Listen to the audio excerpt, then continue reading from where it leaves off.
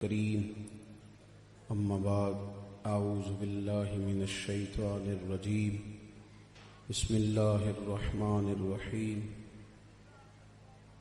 یوم نحشر المتقین الی الرحمن وفدا ونسوق المجرمین الی جہنم وردا صدق اللہ العظیم ان اللہ وملائکتہ یصلون علی النبی یا ایہا الذین آمنوا صلوا علیہ وسلموا تسلیما الصلاة والسلام علیک یا رسول اللہ وعلی آلک واصحابک یا حبیب اللہ۔ سارے حضرات درود شریف پڑھیے۔ الصلاة والسلام علیک یا سیدی یا نبی اللہ وعلی آلک واصحابک یا حبیب اللہ۔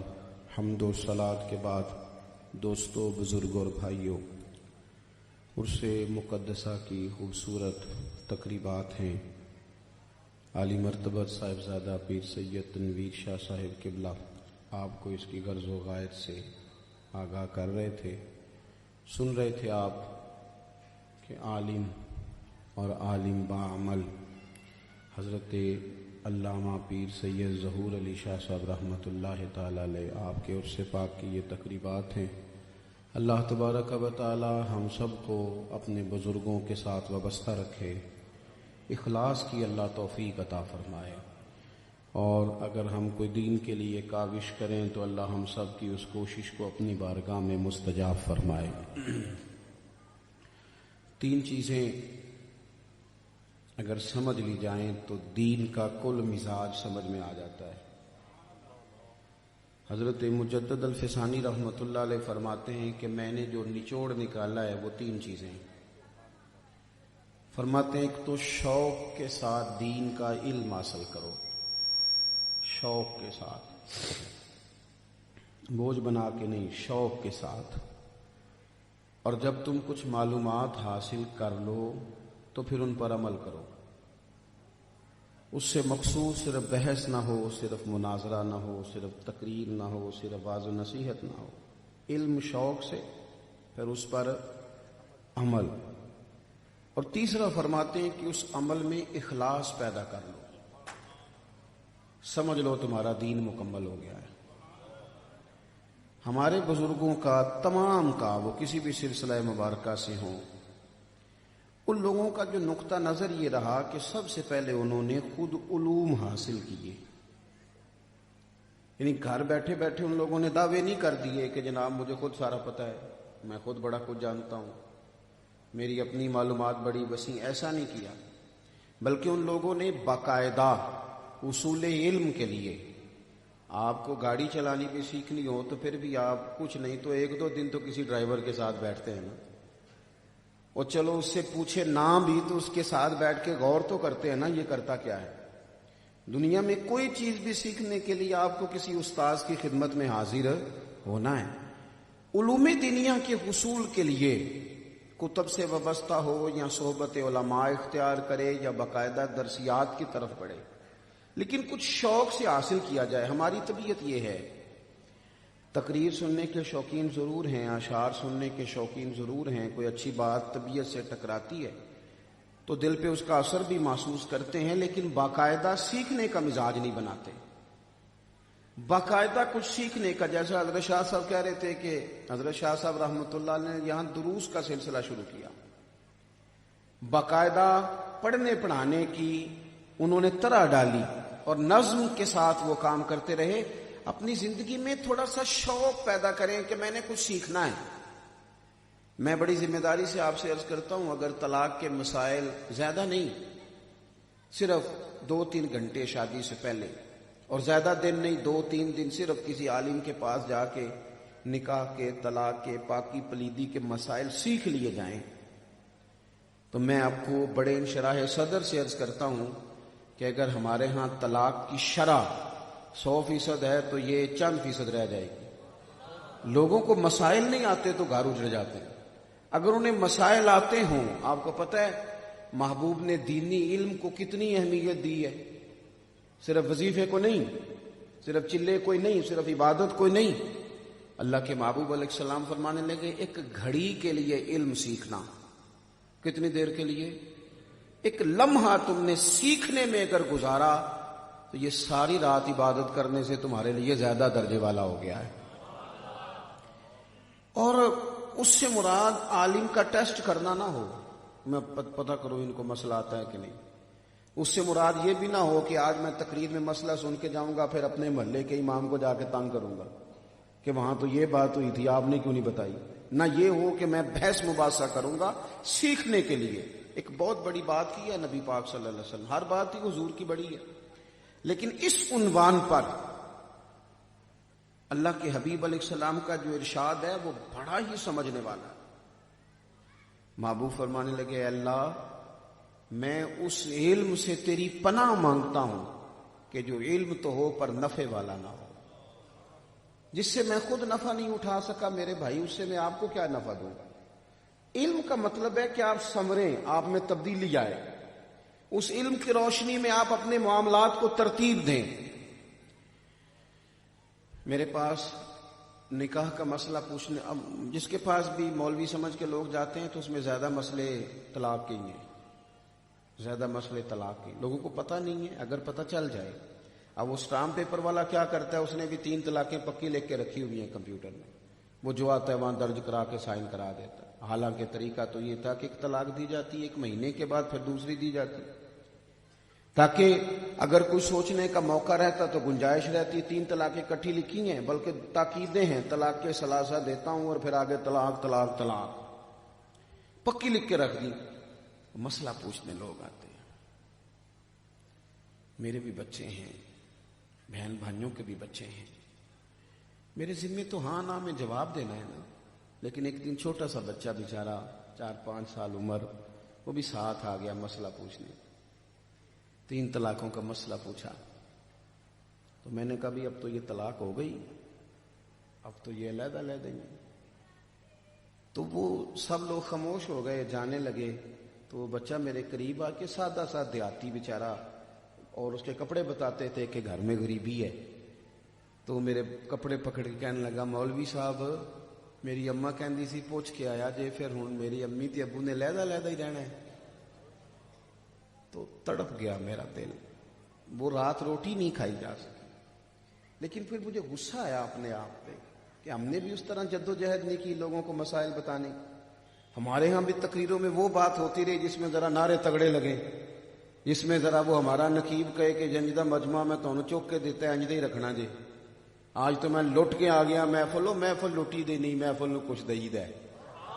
یہ تو کیا فلسفہ بیان کر رہا ہے کہ میں لوٹ کے لین دی محفل، یہ کس طرح کا انداز؟ تو خدا را دینی علوم پر توجہ کریں۔ اور یہ علم اتنا خوبصورت ہے، اتنا ٹھنڈا ہے، اتنا میٹھا ہے کہ نبی پاک نے مسجد میں آ کے دیکھا 2 محفلیں سجی ہوئی ہیں۔ یہ شکر کریں اللہ کہ آپ کے ہاں عرس منایا جا رہا ہے تو تقریریں ہو رہی ہیں، نعتیں ہو رہی ہیں، ورنہ تو کئی جگہوں پہ کچھ بھی نہیں ہوتا اس طرح کا، کوئی دینی محفل نہیں سجتی، بس ٹھیک ہے قوالی شوالی کراؤ چھٹی ہو گئی، الا ماشاءاللہ۔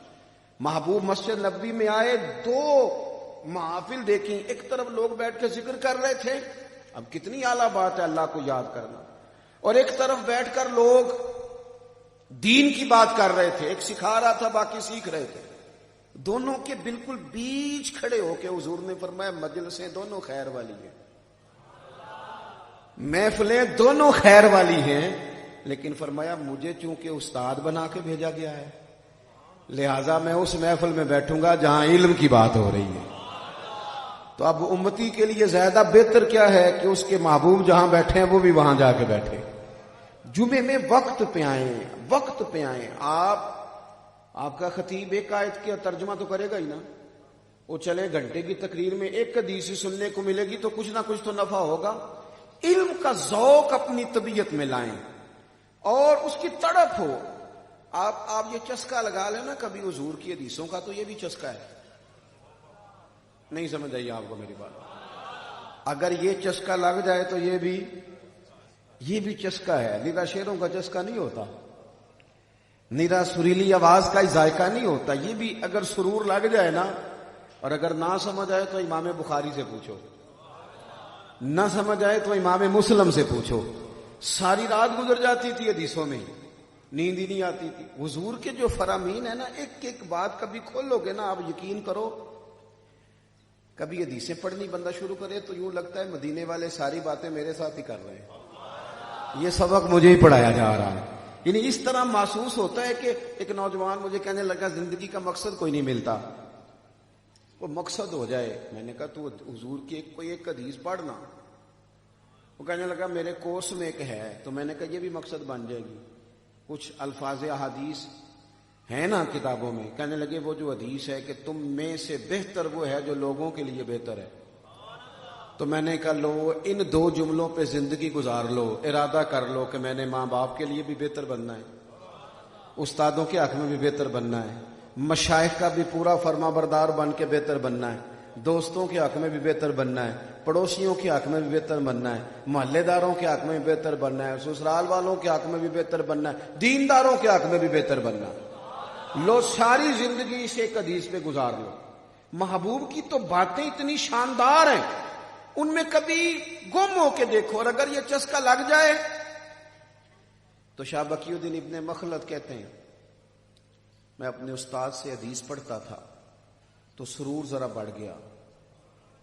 کیف ذرا استادوں سے باتیں سنتا نا، میں بلبلے خوش لہجائے گلزار نبی ہوں، میٹھی میری باتیں ہیں میں نمک خار نبی ہوں. تو وہ ذرا نا ذائقہ لگ گیا، چسکا لگ گیا بات کا. کیونکہ یہ لوگ اپنی تو کرتے نہیں، یہ تو حضور کی کرتے ہیں. انہی کی محفل سنوارتا ہوں، چراغ میرا ہے رات ان کی، انہی کے مطلب کی کہہ رہا ہوں، زبان میری ہے بات ان کی. تو اس میں یہ ہوتا ہے. یہ مہربانی کریں جی، آپ نے تو اتنی مجھے دعا ملی ہے شاہ صاحب سے، تو میں تو سادات کی برکات لینے آیا ہوں. آپ اس چکر میں نہ ڈالیں ہمیں، اللہ آپ کو جزائے خیر. یہ پیسے جیب میں رکھیں، نالے ویسے بھی پہلا آپ ہی کھلاریے پھر آپ ہی کٹھے کریے. یہ کس طرح کا مثلا سلسلہ ہے؟ ایک بندہ کھلار دے تو 4 پھر انہوں نے کٹھے کر دیں. اللہ آپ کو خوش رکھے. اب میری بات سنیں، اللہ آپ کو برکات عطا فرمائے. شاہ بقی الدین ابن مخلد کہتے ہیں چسکا لگ گیا کہ میں نے حدیث پڑھنی ہے. میرے استاد کہنے لگے پتر تیرا ظرف بڑا ہے، تیرے اندر پیار بڑا ہے، تو نہ بغداد چلا جا امام احمد بن حنبل کے پاس. ہمیں تو ہر جمعے گھر میں حدیثیں ملتی ہیں نا. تو پھر بھی کچھ لوگ ہیں جو کہتے ہیں مولوی صاحب ٹائم تھوڑا رہ گیا، جمعے ٹائم ہو گیا، گھڑیاں دکھاتے ہیں. کہتے ہیں میں بغداد کے لیے نکلا اور امیر ماں باپ کا بیٹا تھا، کشتی پہ بیٹھا، رستے میں طوفان آ گیا، کشتی ٹوٹ گئی، کچھ لوگ بیچارے شہید بھی ہوئے. کہتے ہیں میں ایک جزیرے پہ چلا گیا، 1 مہینہ پتے کھا کے گزارا کیا. پھر ایک کشتی آ رہی تھی، انہوں نے مجھے دیکھ کے اشارہ کیا، اس میں بیٹھا بغداد پہنچا. تینوں لب دیا آپ ہی گواچے، سانو اپنی خبر نہ کوئی. کہتے ہیں بغداد شریف پہنچ گیا، شکر اللہ کا کیا، محبوب کی بات سنوں گا. کہا امام احمد بن حنبل. تو لوگوں نے کہا وہ تو ماحول ہی خراب ہو گیا، بادشاہ ان کا مخالف ہو گیا، مدرسہ بند ہو گیا، امام صاحب اپنے گھر میں قید ہیں. ہمیں بھی آج کل شاگرد مرید ملتے ہیں، پر وہ ٹیلی فون کرتے ہیں استاد جی میں آ گیا، تیار ہو جاؤ. اور اگر کوئی 20 منٹ کسی کو ویٹ کرنا پڑ جائے تو مولوی صاحب کا انتظار کرے، یہ کیسے ہو سکتا ہے؟ الٹا مولویوں کو میری طبیعت بعض اوقات بڑی شدت میں آ جاتی. ہمارے مدرسے میں تو رواج ہی نہیں، ہم نہیں بچوں کو بھیجتے ختم شریف پہ، پابندی ہے. ایک آدھ جگہ پہ جانے کا موقع ملا، کہیں سے بچے آئے ہوئے تھے، تو وہ کیا کہہ رہے ہیں، وہ گھر والے وہ کہہ رہے ہیں پتر 2 سپارے اور پڑھو، اجے دیگ لیٹ ہے. تو بڑا مجھے تکلیف ہوئی. میں نے ان سے کہا کہ اگر آپ کے گھر میں بچی کا کوئی رشتہ دیکھنے آئے، بیٹے کا رشتہ دیکھنے آئے، کوئی ایم پی اے صاحب آئے، کوئی ویسے مہمان آئے، کبھی آپ نے کہا ہے کہ آدھا گھنٹہ بیٹھے ابھی ہمارا کھانا دیر لیٹ ہے؟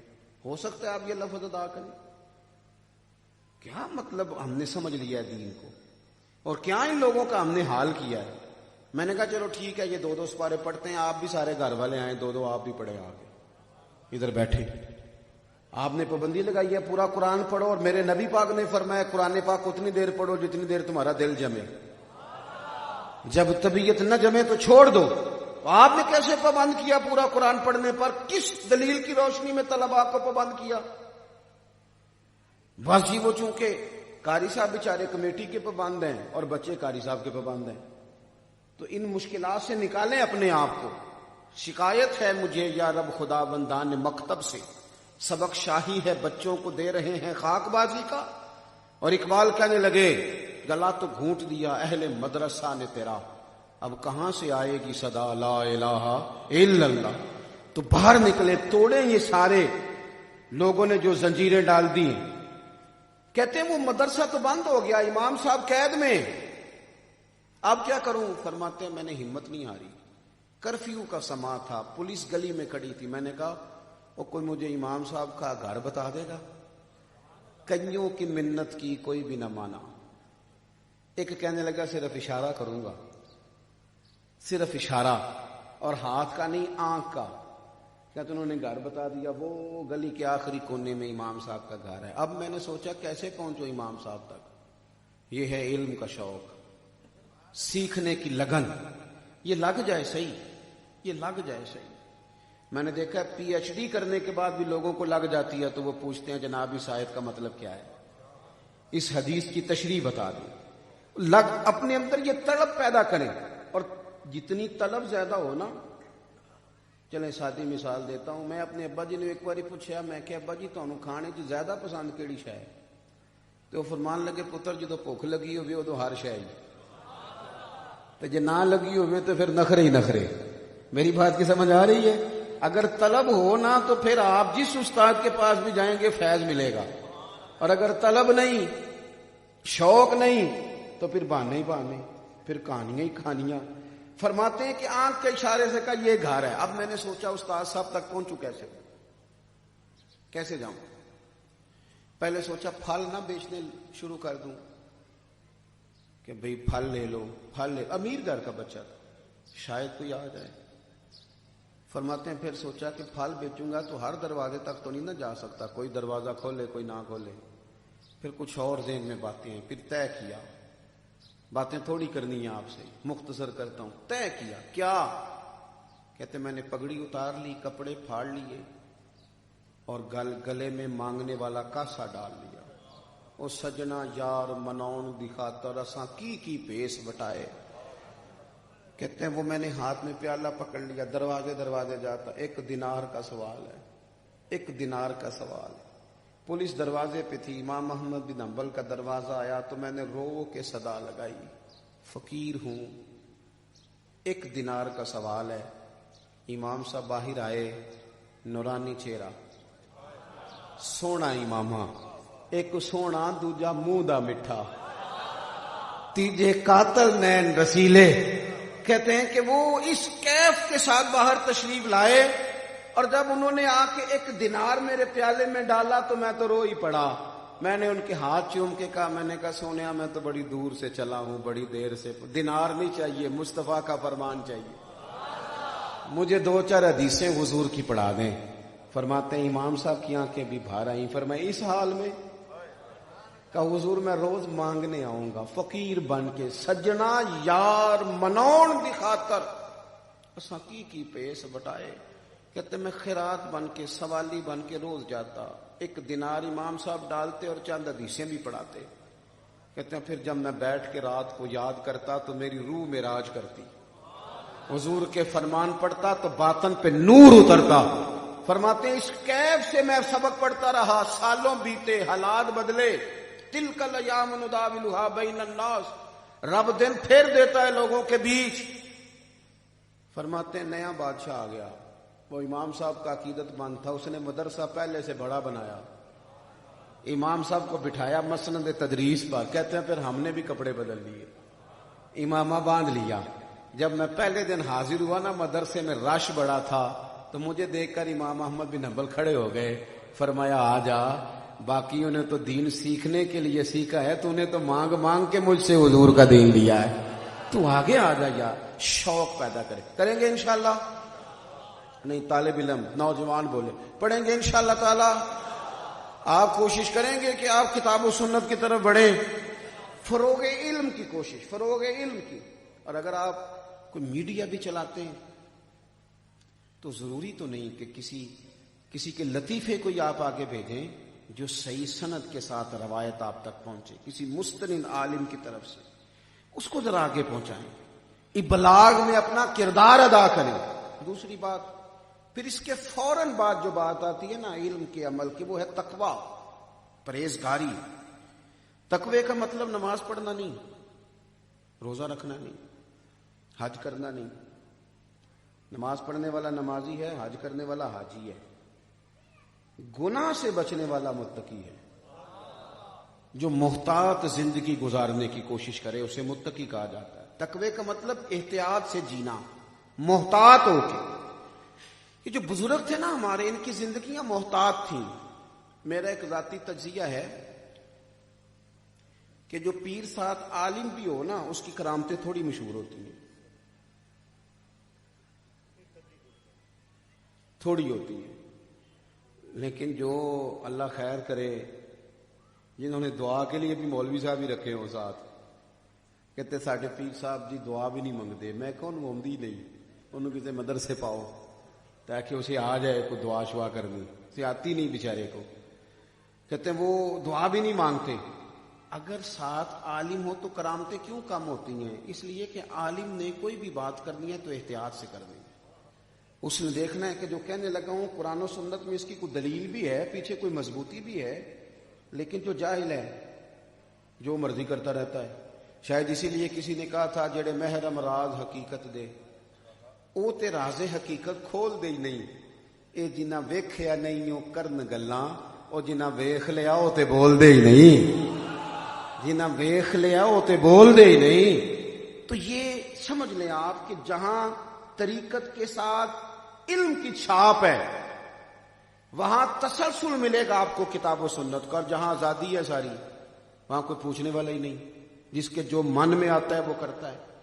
تقویٰ، احتیاط، اپنی زندگی میں محتاط زندگی گزاریں. اگر آپ کیمرے کم چلائیں، موبائل کم دیکھیں اور مجھے زیادہ دیکھیں تو میں نے بڑی جلدی بات سمیٹنی ہے. یہ سچی بات ہے کہ میرا خیال ہے کہ شاید یہ آج پہلا موقع ہے کہ معراج شریف کے موقع پہ میں گھر سے باہر ہوں. ورنہ ہمارے حاجی صادق صاحب فرمایا کرتے تھے پتر ورے دینہ دے دیر کار ہی رہی گئے. لوگ آتے جاتے ہیں نا، ہمارے پاس بھی سالانہ ہوتا ہے. نہیں آپ بنائیں ضرور، لیکن یہ کہ توجہ میری طرف رکھیں. موبائل پہ ویڈیو ضرور بنائیں، منع نہیں، پر میری طرف تو دیکھو نا یار. اس کی طرف تو انہیں کول ہی رہنا ہے تو میں ٹر جانا ہے. بھائی اتنی سی بات ہے، آپ تھوڑی توجہ کریں. زندگی غیر محتاط نہیں گزارنی. غیر محتاط روٹی کھا کے بھی بندہ بیمار ہو جاتا ہے. زندگی احتیاط والی، حلال حرام کی تمیز، جھوٹ سچ کا خیال، ادب آداب کے ذائقے. شریعت نے نا امور رکھے. جو بات آپ کی والدہ کے ساتھ ہے وہ لہجہ بیوی کے ساتھ نہیں ہو سکتا. اللہ نے وہ ضابطے رکھے. جو انداز والد کے ساتھ ہے ادب کا، وہ اکثر چھوٹے بھائی کے ساتھ نہیں ہوتا. ہم نے بس محتاط جینا ہے. شریعت ہمیں کہتی ہے کہ تقوی سے متقی ہو کے. حضرت عمر فاروق رضی اللہ تعالیٰ عنہ نے حضرت ابی بن کعب سے کہا تھا یہ جو اللہ تعالیٰ قرآن پاک میں بار بار تقوی کی بات کرتا ہے تو یہ تقوی کیا ہے؟ تو حضرت ابی بن کعب رضی اللہ تعالیٰ عنہ بڑے عالم تھے، احادیث مبارکہ پر بڑی نظر تھی. فرمانے لگے اے فاروق اعظم، اگر بندہ تنگ رستے سے گزرے اور لباس کھلا پہنا ہو اور دونوں جانب جھاڑیاں ہوں تو بندہ بھلا کس طرح گزرتا ہے؟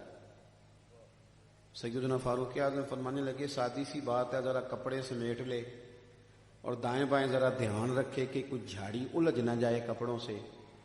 تو جو اس احتیاط سے گزر جائے گا وہ سلامتی سے گزر جائے گا. تو حضرت ابی بن کعب کہنے لگے بس یہی تقوی کی تعریف ہے. دنیا میں دونوں جانب گناہوں کی جھاڑیاں ہیں. جو ذرا اپنے آپ کو سمیٹ کے گزر جائے اسے متقی اور پرہیزگار کہا جاتا ہے. زندگی احتیاط سے گزارے. یہ بھی بات ہو رہی تھی نا پیر علی حسین شاہ صاحب رحمۃ اللہ علیہ. ہمارے استاد صاحب فرمایا کرتے تھے ایک ملاقات ہوئی پیر علی حسین شاہ صاحب سے، تو بڑا بہترین کھانا نا کسی نے پکا کے رکھا، سونا مرغن غذا، سمجھ لیں چھوٹا گوشت اور بڑے اچھے مسالہ جات ہیں. تو جب وہ آ کے سامنے دسترخوان پہ چنا نا تو پیر صاحب، پانی بھی رکھا ہوا تھا جگ میں ساتھ، تو پیر صاحب نے نا وہ پانی ڈال دیا سالن میں. فرمانے لگے اتنا مزے کا کھانا بندہ کھائے تو زیادہ کھایا جاتا ہے. پھر وہ نیند لاتا ہے، زبان کے ذائقے نفس کی خواہشات بڑھاتے ہیں، یہ کھاؤ، روٹی بھی تھوڑی کھائی جائے گی، عبادت بھی زیادہ کرنے کا موقع ملے گا۔ یہ احتیاط ہے، یہ احتیاط ہے۔ اب تو میرے بھائی پرواہ ہی کوئی نہیں، پیروں کے شہزادے اور جناب ان کے لاؤ لشکر اور ان کے عشرت قدے، مرید بیچارے کو میسر نہیں مٹی کا دیا بھی، اور پیر کا گھر بجلی کے چراغوں سے ہے روشن۔ اور یہ بھی کہا اقبال نے کہ مرید سادہ تو رو رو کے ہو گیا تائب، کاش اس پیر مغاں کو بھی مل جاتی توبہ کی توفیق۔ اللہ کرے اب یہ بھی کبھی توبہ کر جائے، مرید تو بڑا رویا ہے، اس نے تو بڑی توبہ کری۔ تو ہمارے بزرگ محتاط اب جب بندہ محتاط زندگی گزارتا ہے دنیا میں، محتاط وقت ضائع نہیں کرتا، اللہ کے حضور حاضری دیتا ہے، پھر اسے قیامت میں انعام کیا ملے گا؟ جو میں نے خطبے میں آیات پڑھی، ایک تو علم سیکھے، عمل کرے، تقوی میں رہے، پھر انعام کیا ہے؟ یوم نحشر المتقین الی الرحمن وفدا۔ فرمایا متقی لوگ جب رب کی بارگاہ میں پیش کیے جائیں گے تو وہ رحمان کی بارگاہ میں مہمان بنا کے پیش کیے جائیں گے۔ الی الرحمن وفدا، پیش بھی رحمان کی بارگاہ میں ہوں گے اور مہمان بنا کے پیش کیے جائیں گے، مہمان۔ وَنُسُوقُ الْمُجْرِمِينَ إِلَىٰ جَهَنَّمَ وِرْدًا، اور یہ جو مجرم ہوں گے نا، انہیں دوزخ کی طرف پیاس سے ہانکا جائے گا، پیاس سے۔ متقی لوگوں کی جو آخرت ہے نا ہمارے ہاں، بس میں بات ختم کرنے لگا ہوں، ہمارے ہاں نا ہمارے لوگ بھی غیروں سے متاثر ہو کے بعض باتیں خوف والی کرتے ہیں۔ مر جائیں گے، قبر بند ہے، کھڈا ہے، بھئی اس میں کوئی شک نہیں، قبر کھڈا بھی ہے، گڑھا بھی ہے۔ مجھے آپ کے اعمال کا نہیں پتا اور آپ کو میرے کا نہیں پتا، دوسروں کا ہمیں شک ہوتا ہے، اپنا پاک ہوتا ہے۔ مجھے پاک پتا ہے کہ میرے اعمال کس طرح کے ہیں، اور اگر ہیں تو کس معیار کے ہیں۔ سمجھ رہے ہیں آپ میری بات کو؟ اگر تو اعمال کھڈے والے ہیں تو پھر خدا نخواستہ اللہ معاف کرے کہیں کھڈے کا فیصلہ ہو نہ جائے، اور اگر اعمال وہ ہیں یوم نحشر المتقین، پرہیزگاروں والے، ادھر دیکھو نوجوانوں، تو پھر قبر کھڈا نہیں، پھر قبر باغ ہے۔ نہیں آپ سمجھے نہیں میری بات کو۔ ایک سوچ یہ ہے، یہ دیکھیں میں کیا کہہ رہا ہوں، ایک سوچ یہ ہے کہ مرنا ہے تو گڑھے میں جانا ہے، بند ہے، آکسیجن کوئی نہیں، چاروں جانب، ایک سوچ یہ ہے۔ اور ایک سوچ یہ ہے کہ میں نے مرنا ہے تو باغ میں جانا ہے، باغ میں۔ جب کسی کو پتا ہو کہ میں نے یہاں سے اٹھ کے باغ میں جانا ہے تو خوشی خوشی جائے گا کہ پریشان جائے گا؟ بس آپ سمجھ لیں، میرے نبی پاک علیہ السلام نے فرمایا مومن کی قبر جنت کے باغوں میں سے باغ ہے۔ اگر وہ اپنی زندگی محتاط گزار لے تقوی والی تو اس کی قبر پھر جنت کے باغوں میں سے، اور آپ مچل جائیں گے۔ باغ اتنا شاندار ہے، اتنا عظمتوں والا ہے، یہ وہ والا باغ ہے کہ جب کفن ہٹا کے پہلی آنکھ کھلے گی تو زیارت مدینے والے محبوب کی نصیب ہوگی، حضور کی زیارت۔ لحد میں عشق رخ شاہ کا دیاغ لے کے چلے۔ دیکھیں فاضل بریلوی کہاں کہاں پہنچتے ہیں اور کس رنگ میں پہنچتے ہیں۔ کہتے ہیں لحد میں عشق رخ شاہ کا داغ لے کے چلے، ہم نے اندھیری رات سنی تھی، چراغ لے کے چلے۔ اور ایک درویش اور بولے، کہنے لگے میں قبر میں گیا تو فرشتے میرا کفن ٹٹولنے لگے، بھلا یہ کیا لایا ہے؟ پسے مردن فرشتوں نے جو تلاشی لی تو بھلا کیا نکلا؟ مرنے کے بعد جب فرشتوں نے تلاشی لی تو کیا نکلا؟ پسے مردن، یعنی بعد مرنے کے۔ کہتے ہیں پسے مردن فرشتوں نے جو تلاشی لی تو کیا نکلا؟ فقط ایک دل کے گوشے سے خیال مصطفیٰ نکلا، فقط ایک دل کے گوشے سے خیال مصطفیٰ نکلا۔ عزیزو، زندگی تھوڑی محتاط، غیر محتاط نہیں۔ میں نہ دیکھتا ہوں لوگوں کو بڑی باتیں کرنے کا شوق ہے، بڑی، اور پہلے تو مخصوص لوگ خطیب ہوتے تھے، اب تو ہر پھٹے پہ خطیب بیٹھا ہے، جس کے پاس زبان ہے وہ بڑی بات ہے۔ بلکہ بہت سارے تو ایسے مجھے لوگ بھی ملے جو کہتے ہیں مولویاں نو کی پتا ہوگے تو سانو پوچھو اسی دسنے۔ تو اگر اللہ تعالیٰ کبھی سپیکنگ پاور دے بات کرنے کی صلاحیت ہو تو اسے مثبت استعمال کریں، غیر